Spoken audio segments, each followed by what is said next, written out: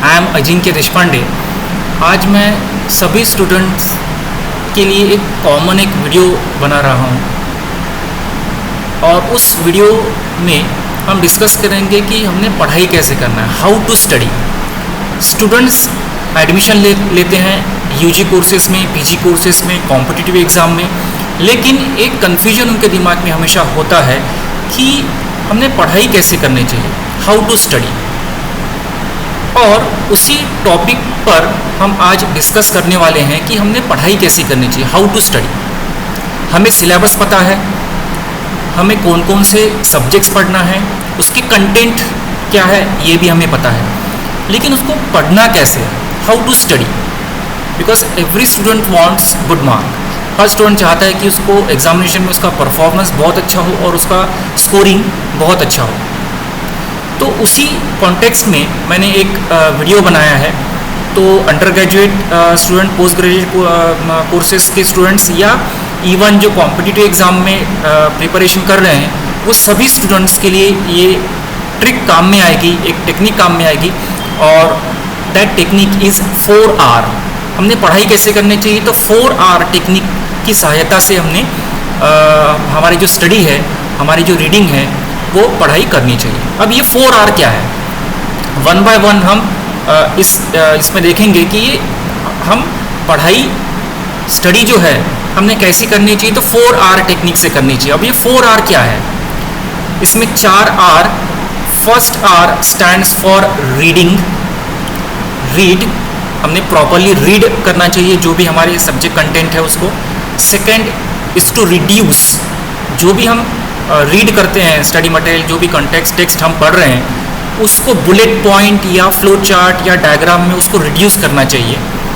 Then next R stand for revise, revision करनी चाहिए। जो भी हम पढ़ते हैं उसको रिड्यूस फॉर्म में हम जो नोट्स बनाया हुआ है उसको बार बार रिवाइज करना चाहिए, क्योंकि हम जब तक उस टॉपिक को बार बार रिवाइज नहीं करेंगे तब तक वो हमारी परमानेंट मेमोरी में रजिस्टर नहीं होती और एग्जामिनेशन में वो बराबर आप उसको रिकॉल नहीं कर पाओगे अगर आपने उसकी रिवीजन नहीं की है तो। And last R stand for rewrite, हमने जो पढ़ा है, जो रिवीजन किया है, उसको रफ में लिख के देखना चाहिए।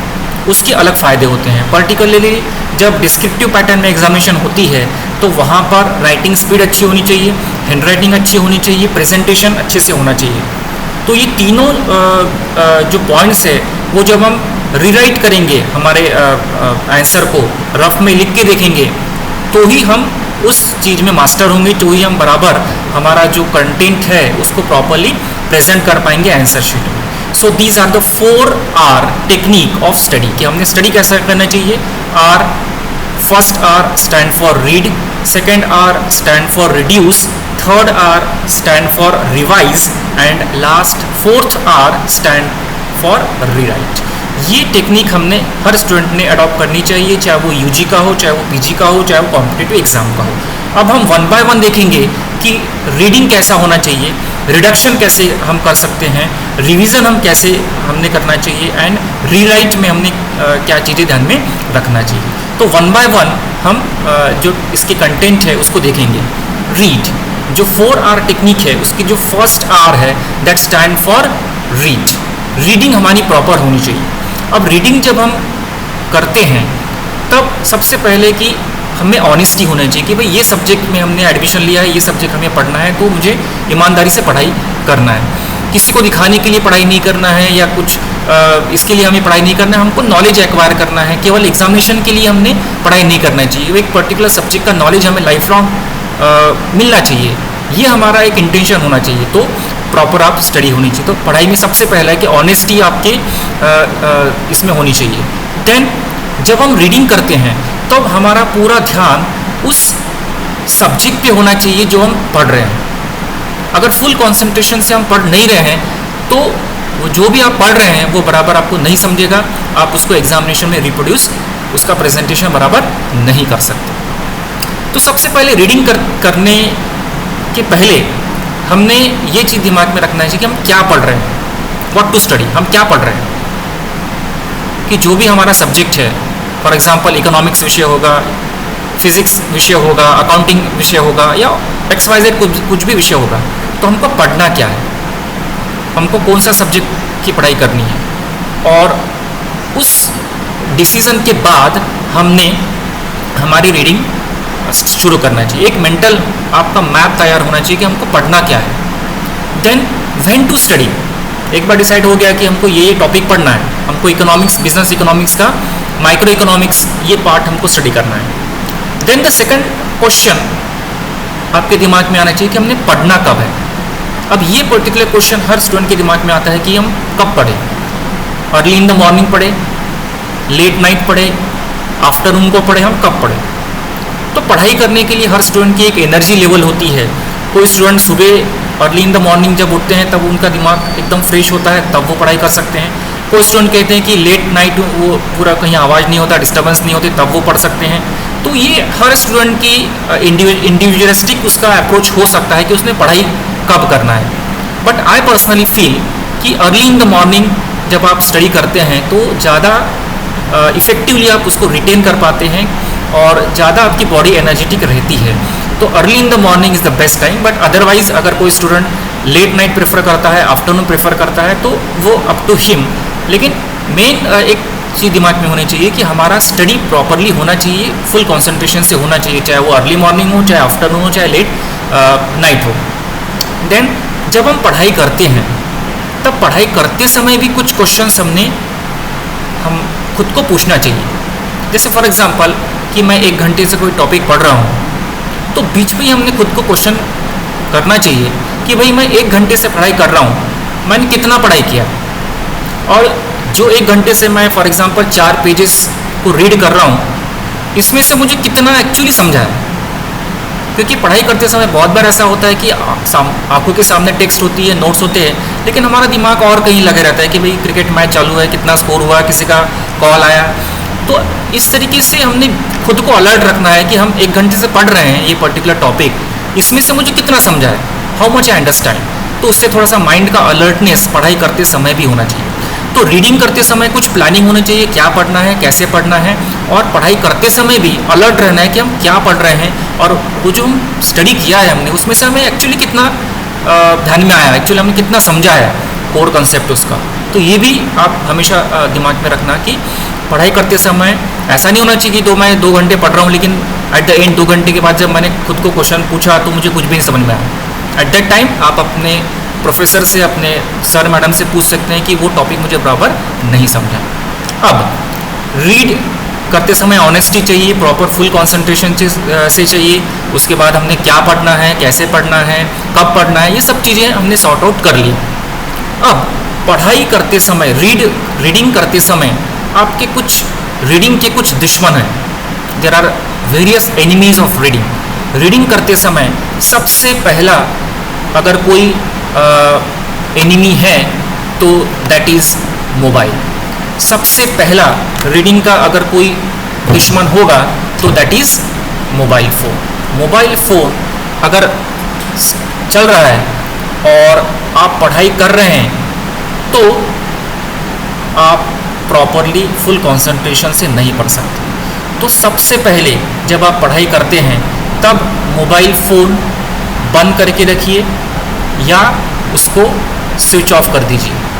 नहीं तो आप पढ़ रहे हो, इधर व्हाट्सएप पे मैसेज आ रहे हैं, फेसबुक पे कुछ मैसेजेस आ रहे हैं, तो आपका ध्यान, आपका कंसंट्रेशन पढ़ाई में नहीं है, आपका कंसंट्रेशन मोबाइल में है। तो सबसे पहले मोबाइल बंद होना चाहिए। दूसरा एनिमी है टेलीविज़न। अब जो टेलीविज़न है वो बहुत बार हम ऐसा करते हैं कि आंखों के सामने नोट्स है और यहाँ पर हम सिर्फ चैनल बदल रहे हैं रिमोट कंट्रोल से। तो कभी कभी तो मुझे लगता है कि रिमोट कंट्रोल से आप कंट्रोल कर रहे हो टीवी को, टीवी आपको रिमोट कंट्रोल के थ्रू कंट्रोल कर रहा है, बिकॉज यू डोंट नो आप क्या देखना चाहते हैं, सिर्फ आप चैनल सर्फिंग कर रहे हो, आपको खुद को ही पता नहीं है। तो पढ़ाई करते समय ये सब टेलीविज़न भी बंद होना चाहिए। दूसरा एक एनिमी है डेस्कटॉप और उसी का छोटा भाई है लैपटॉप। यहाँ पर आप कुछ वीडियो गेम खेल रहे हैं, कुछ और एक्टिविटीज़ कर रहे हैं, तो उसके साथ में पढ़ाई नहीं हो सकती। आपको ये भी सब बंद रखना है। और एक एनिमी है म्यूज़िक सिस्टम। अगर म्यूज़िक सिस्टम आपने कोई गाना लगाया है और साथ में पढ़ाई कर रहे हो तो वो भी पॉसिबल नहीं है। एनी काइंड ऑफ डिस्टर्बेंसेस, ये सभी डिस्टर्बेंसेस क्रिएट करते हैं पढ़ाई करते समय। एक्चुअली ये सभी एनिमी नहीं है। पढ़ाई करते समय साइमल्टेनियसली अगर आपने इसका इस्तेमाल किया तो एनिमी है। मोबाइल का इस्तेमाल बहुत ज़रूरी है, आप सोशल जो ये सर्च इंजन है या बाकी के आपकी सोशल मीडिया है, इसमें भी एक्टिव रहना बहुत ज़रूरी है। क्या चल रहा है दुनिया में ये भी जानना ज़रूरी है, लेकिन पढ़ाई करते समय नहीं। आपको जो कुछ भी एक्टिविटी करना है मोबाइल पे, पढ़ाई करने से पहले ही कर लीजिए और बाद में मोबाइल को बंद कर दीजिए। उसके बाद टेलीविज़न भी ज़रूरी है, कुछ एंटरटेनमेंट भी ज़रूरी है, कुछ आपके सीरियल्स होंगे, कुछ टेलीविज़न पे मैचेस चालू है तो आप उसको पहले देख लीजिए, और जब पढ़ाई करते समय इसको बंद करना चाहिए। वैसे ही डेस्कटॉप, कंप्यूटर, इसका भी नॉलेज होना बहुत ज़रूरी है। तो वो जो कुछ भी एक्टिविटी आप मोबाइल डेस्कटॉप पे या कंप्यूटर पे कर रहे हैं, ये पहले ही आप कर लीजिए, लेकिन पढ़ाई करते समय इसका इस्तेमाल आपको नहीं करना है।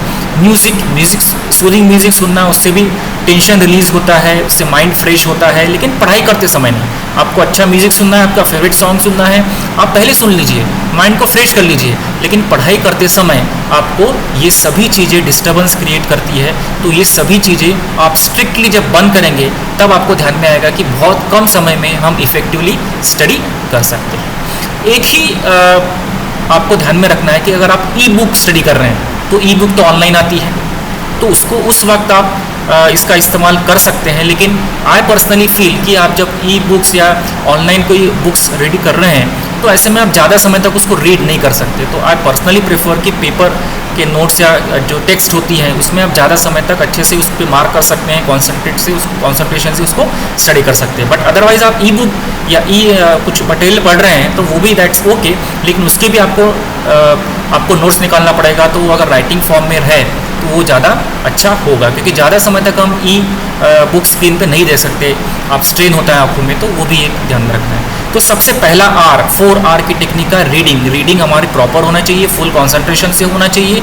और किसी भी प्रकार का डिस्टर्बेंसेस इन डिवाइसेस का नहीं होना चाहिए। This is the first R of 4R technique. 4R technique में का पहली आर जो है दैट इज रीडिंग प्रॉपर होना चाहिए। सेकेंड आर जो दैट टेक्निक इज रिड्यूस।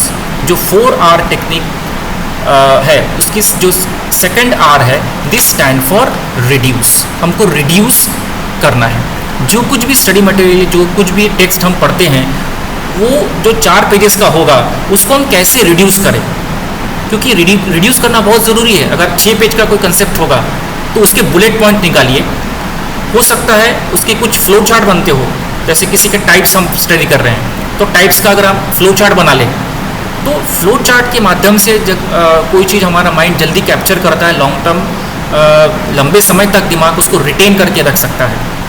तो वो भी हमको ध्यान में रखना है कि जो लंबा टेक्स्ट हम पढ़ रहे हैं, उसको हमको अच्छे से पहले रीड करना है, और उसके बुलेट पॉइंट्स निकालना है, उसके मेन पॉइंट्स निकालना है, और अगर पॉसिबल है तो उसका फ्लो चार्ट बना लेना है। जितने फ्लो चार्ट डायग्राम आप बना सकते हैं, उतना वो अच्छे से दिमाग में रिटेन होता है, रजिस्टर होता है लंबे समय तक। और उसका अगर एग्जाम में उसी डायग्राम से आप अगर प्रेजेंट करते हो, तो it create a very good impression. आपका इम्प्रेशन जो आंसर शीट पे है, बहुत अच्छा होता है। तो जो डायग्राम है, फ्लो चार्ट है, उसके माध्यम से पढ़ाई करना भी आसान होता है, और प्रेजेंटेशन का जो पार्ट है वो भी काफ़ी आसानी से हम कर सकते हैं। अब सवाल ये होता है कि रिड्यूस कैसे करना। तो एक मैंने एग्जाम्पल यहाँ पे लिया है कि कोई एक टॉपिक आप पढ़ रहे हो, तो उसको रिड्यूस कैसे करना, उसको कम कैसे करना।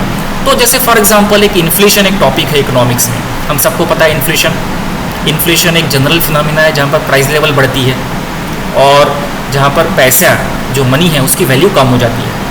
अब ऐसे में उसके कुछ न कुछ कॉजेज़ हैं, कुछ न कुछ कारण होंगे जिस कारण से इन्फ्लेशन होता है।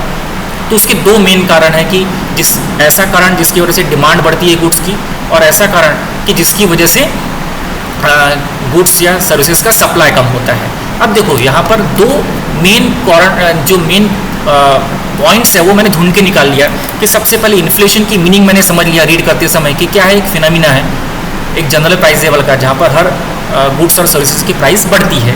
उस सिचुएशन को हम इन्फ्लेशन कहते हैं, यहाँ पर प्राइस लेवल जो है वो कम हो जाती है, वैल्यू ऑफ मनी क्या हो जाती है, गुड्स की कम हो जाती है, और वैल्यू ऑफ मनी को ही कहते हैं परचेसिंग पावर। अब ये मेन उसमें से मैंने बुलेट पॉइंट निकाल लिया कि इन्फ्लेशन की मीनिंग ये है रीड करते समय। What is inflation? Inflation is a situation of general increase in price level. Price level her goods और सर्विसेज का जब इंक्रीज होता है, तो उस सिचुएशन को हम कहते हैं इन्फ्लेशन। अब इन्फ्लेशन में और क्या होता है, मनी की वैल्यू कम हो जाती है, मनी की वैल्यू को ही क्या कहते हैं, परचेसिंग पावर, मतलब पैसे का मूल्य जो है वो कम हो जाता है। अब हमने देखना है कि इसके कॉजेस क्या है, कारण क्या है, कि किस कारण से इन्फ्लेशन होता है। मीनिंग तो देख लिया, कारण क्या है, तो दो मेन कारण है कि ऐसे कारण जिसकी वजह से डिमांड बढ़ती है गुड्स की, और ऐसा कारण कि जिसकी वजह से सप्लाई कम हो जाता है गुड्स और सर्विसेज का। ऐसे दो मेन कारणों की वजह से जो इन्फ्लेशन है वो रिजल्ट होता है। अब जो गुड्स की डिमांड है वो क्यों बढ़ती है, लोगों की इनकम बढ़ गई, मनी सप्लाई बढ़ गया, पॉपुलेशन बढ़ गया, जितने लोग ज़्यादा बढ़ेंगे उतनी ज़्यादा जनसंख्या बढ़ेगी, उतनी ज़्यादा चीज़ों की डिमांड करेंगे, तो वो इसी का एक सब पॉइंट हो गया। उसके बाद में ब्लैक मनी, जितना ब्लैक मनी, क्योंकि किसी व्यक्ति के पास ब्लैक मनी है तो उसका वो करेगा क्या, उसको कहीं ना कहीं खर्च करना पड़ेगा, तो वो एक मेन कारण है। पब्लिक एक्सपेंडिचर, जितना पब्लिक एक्सपेंडिचर बढ़ते जाएगा, what is public expenditure, it is expenditure by the government for welfare of the people. तो इस सभी कारणों को मैं समझ लूँगा पहले और उसको एक मेन इसमें डाल लूँगा कि भाई इन सभी कारणों की वजह से क्या होता है, इंक्रीज इन डिमांड, गुड्स की डिमांड इन सभी कारणों की वजह से क्या हो जाती है, बढ़ जाती है। वैसे ही गुड्स का सप्लाई कम क्यों होता है, नेचुरल कैलेमिटी, बाढ़ आ गया, तूफान आ गया, उसके बाद में सूखा पड़ गया, ये सभी कारणों की वजह से जो गुड्स है वो गुड्स का सप्लाई कम हो जाएगा और उसकी वजह से इन्फ्लेशन रिजल्ट हो सकता है। युद्ध की परिस्थिति आ जाती है तब भी इसी प्रकार की स्थिति आती है। तो ये सभी कारणों को मैं क्या करूँगा, चॉक डाउन करूँगा और ये जानूंगा कि भाई जो इन्फ्लेशन है उसको रिड्यूस कैसे किया मैंने, कि इन्फ्लेशन क्या है, general increase in price level, और यहाँ पर जो वैल्यू ऑफ मनी है वो क्या हो जाती है, कम हो जाती है। ये मैंने रिड्यूस कर लिया। उसके बाद में कॉजेस, किस कारण से इन्फ्लेशन होता है, तो मैंने पहला एक मेन हेडिंग ढूंढ लिया कि पहला कारण क्या है, increase in demand for goods and services. दूसरा कारण है decrease in supply of goods and services. फिर इंक्रीज क्यों होता है, तो मनी सप्लाई का इंक्रीज होना, पॉपुलेशन का इंक्रीज होना, ब्लैक मनी का इंक्रीज होना, पब्लिक एक्सपेंडिचर का इंक्रीज होना, एक्सपोर्ट में इंक्रीज होना, डेफिसिट फाइनेंसिंग, इन सभी कारणों की वजह से गुड्स की डिमांड बढ़ती है और गुड्स की डिमांड बढ़ने की वजह से क्या रिजल्ट होता है, इन्फ्लेशन रिजल्ट होता है। वैसे ही कुछ कारणों की वजह से सप्लाई कम हो जाता है, उसकी वजह से भी इन्फ्लेशन होता है। तो सप्लाई कम क्यों होता है, नेचुरल कैलेमिटी, जैसे हमने देखा बाढ़, तूफान, सूखा, इसकी वजह से गुड्स का सप्लाई कम हो जाता है और सप्लाई कम होना एक कारण है, मेन कारण किसके पीछे, इन्फ्लेशन के पीछे। तो ऐसा मैंने क्या कर लिया, उसको फ्लो चार्ट में उसको रिड्यूस कर लिया और जब कभी भी मैं इसको रिवाइज करूंगा इन्फ्लेशन टॉपिक को, तो मैं केवल इतना ही रिवाइज करूंगा कि इन्फ्लेशन की मीनिंग ये है और इन दो कारणों की वजह से क्या होता है, इन्फ्लेशन होता है। तो अगर आप ऐसा प्रेजेंट करेंगे आंसर तो वो ज़्यादा इफेक्टिवली आप उसमें मार्क स्कोर कर सकते हैं, particularly descriptive examination. But otherwise also केवल दिमाग में रिटेन करना है कि भाई इन्फ्लेशन किन कारणों की वजह से होता है, ये दो मेन कारण है और ये सब रीजंस है जिसकी वजह से इंक्रीज होता है डिमांड और ये सब रीजन है जिसकी वजह से सप्लाई डिक्रीज होता है। तो ये हमने देख लिया कि रिड्यूस कैसे करना है।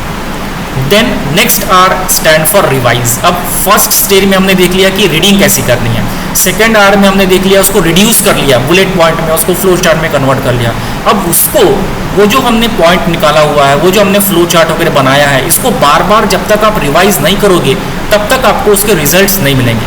आपने एक बार पढ़ाई कर लिया है, एक बार आपको अच्छे से समझ में आ गया, लेकिन अगर आपने उसकी रिविजन ही नहीं की है तो आपको उसके एग्जाम तक आप उसको भूल सकते हैं या उसको पूरा उसका प्रेजेंटेशन अच्छे से नहीं कर सकते। तो उसको बार बार फ्रिक्वेंटली आपको रिवाइज करना है और रिवाइज करने के लिए बहुत कम समय लगता है, not more than 5 to 10 minutes. एक टॉपिक को रिवाइज करने के लिए अगर आप अच्छे से समझा हुआ है तो उसको रोज़ अगर आप रिवाइज करते हो या वन डे आफ्टर भी रिवाइज करते हो तो 5 से 10 मिनट से ज़्यादा नहीं लगते हैं। तो उसको फ्रिक्वेंटली रिवाइज करना है, जो आपने फ्लो चार्ट डायग्राम या बुलेट पॉइंट्स निकाले हुए हैं, कोर कंसेप्ट है, उसको बार बार हमको क्या करना है, रिवाइज करना है। Then last R stand for rewrite. जो हमने अच्छे से रीड किया है, रिड्यूस किया है, रिवाइज किया है, उसको जब तक आप बार बार लिख के नहीं देखते तो लिखते समय आपको कभी क्या ऐसा ध्यान में आएगा कि भाई ये 10 में से मैं 5 ही पॉइंट लिख पा रहा हूँ, 6 ही पॉइंट लिख पा रहा हूँ, तो वो एक हमको ध्यान में आ जाएगा कि कौन सा पॉइंट हमको प्रॉपरली हमने उसको लर्न नहीं किया, प्रॉपरली उसको नहीं समझा है। तो ये भी रीराइट करने के फ़ायदे होते हैं। रीराइट करने का और दूसरा सबसे फ़ायदा है कि आपकी हैंड राइटिंग इंप्रूव होती है, क्योंकि हैंड राइटिंग जब तक आप प्रैक्टिस नहीं करोगे तब तक उसकी क्वालिटी इंप्रूव नहीं होती। पर्टिकुलरली कुछ स्टूडेंट की हैंड राइटिंग बहुत ख़राब होती है तो उसकी वजह से भी उनका स्कोरिंग ख़राब हो जाता है। तो हैंड राइटिंग जितनी अच्छी रहेगी उतना वो एक इम्प्रेशन अच्छा पड़ता है वैल्यूअर पर। तो उसके इम्प्रूवमेंट के लिए आपको बार बार प्रैक्टिस करना पड़ेगा। उसके लिए जो हमने पढ़ा है, जो हमने रिवाइज किया है, जो हमने रिड्यूस किया है, उसको बार बार जब आप लिखोगे तब आपकी हैंड राइटिंग अच्छी इंप्रूव होगी और स्पीड भी आपकी इंप्रूव होगी। क्योंकि बहुत बार ऐसा होता है, अगर आप क्वेश्चन पेपर पैटर्न देखेंगे तो फॉर एग्जांपल 10 मार्क का कोई क्वेश्चन है, 8 मार्क का कोई क्वेश्चन है, 16 मार्क का कोई क्वेश्चन है, जैसे फॉर एग्जांपल 16 मार्क का एक क्वेश्चन है, डिस्क्रिप्टिव पैटर्न है, 16 मार्क का क्वेश्चन है, तो आपको 25 मिनट में वो लिख के होना चाहिए। तो हमको सही में देखना चाहिए कि 4 पेजेस में 25 मिनट में लिख पा रहा हूँ क्या। वो भी एक टेस्ट हो जाता है कि रिराइट करते समय कि मेरी स्पीड कैसी है। तो बार बार लिखने से हैंडराइटिंग की क्वालिटी भी इंप्रूव होती है और स्पीड भी इंप्रूव होती है। तो स्टूडेंट्स, ये जो 4R की जो टेक्निक है वो हमने आज देखा कि किस प्रकार से जो भी कोर्स में हमने एडमिशन लिया है वो कोर्स में हम किस प्रकार से 4R की जो टेक्निक है अडॉप्ट कर सकते हैं। 4R हमने रीडिंग प्रॉपर करना चाहिए, रीडिंग प्रॉपर करने के बाद हमने उसका रिड्यूस करना चाहिए, उसकी रिवीजन करना चाहिए और उसको रीराइट करके बार बार देखना चाहिए। तो this is the very effective technique, बहुत ही इफेक्टिव, बहुत ही सिंपल टेक्निक है, जिस टेक्निक से आप लंबे समय तक एग्जामिनेशन के बाद भी आपको वो कंसेप्ट कोई पूछे तो आप आराम से उसको बता सकते हैं। Read, reduce, revise and rewrite. कोई भी टॉपिक, कोई भी सब्जेक्ट हो, arts, commerce, science, competitive exam, उसमें आप इस टेक्निक का इस्तेमाल कर सकते हैं। लेकिन ये टेक्निक इफेक्टिव तभी होती है जब आप उसको डे टू डे लाइफ में इस्तेमाल करेंगे। अगर आप डे टू डे लाइफ में उसका इस्तेमाल नहीं कर रहे हैं तो ये टेक्निक उतनी इफेक्टिव नहीं होगी। कोई भी चीज़ में जब कंटिन्यूटी रहती है, कंसिस्टेंसी रहती है, तो ही उसके बेनिफिट होते हैं। So this is the 4R technique which is very useful for study. तो इस पर्टिकुलर चीज़ से हम आंसर दे सकते हैं हमको स्टडी कैसे करना है। हमको 4R की टेक्निक से स्टडी करना है, read, reduce, revise and rewrite. I hope आपको इस वीडियो से बेनिफिट हुआ होगा। Thank you.